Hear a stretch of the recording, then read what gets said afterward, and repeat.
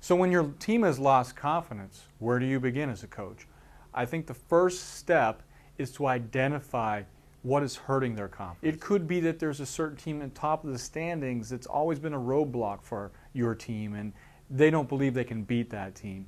Or maybe it's giving up late goals and they lose confidence late in the game. It could be that their special teams aren't going well and they don't have confidence there.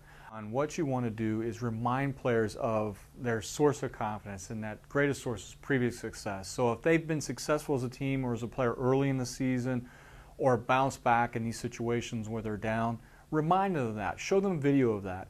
You want to get back to doing the right things in practice, because usually we get in a slump, we lose confidence, we get away from things in practice. So doing the basics, working on getting our feet moving, making tape-to-tape passes.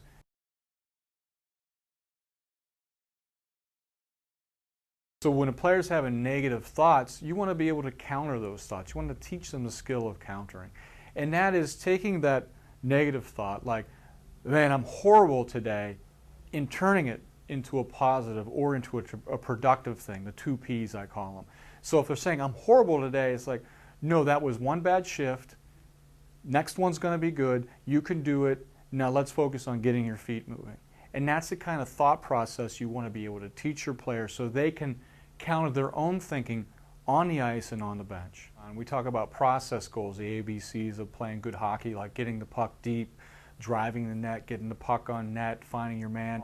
And you also want them focused on the positive in the moment of, okay, here's what I will do, versus a lot of players will say, don't turn the puck over, don't turn the puck over.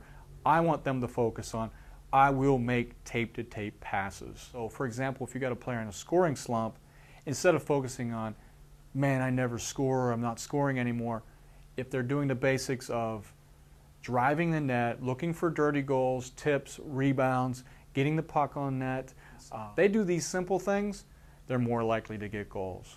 I have seen strategies where coaches will, instead of focusing on the score, will focus on keeping turnovers below a certain level, goals allowed under a certain level, the number of good passes on a power play. So they change the marker for success and focus on things that the players can control. And right, that's really what we're talking about, is focusing the players on the details, the basics that they control, that if they execute those things, then good things are likely to happen.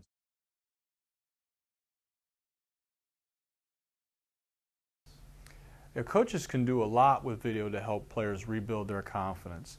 It could be that you bring out old tape when the player was playing well and show them what they were doing. And you can even compare that to current video where they're not doing certain things and show them the differences. And a lot of times they'll pick it up without the coach saying a word.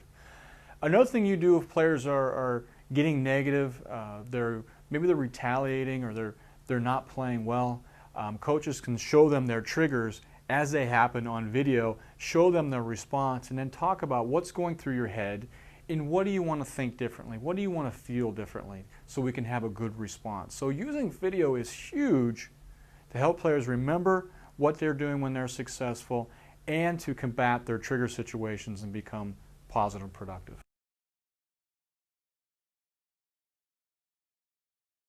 It would be nice if there was a one-size-fits-all strategy for boosting confidence.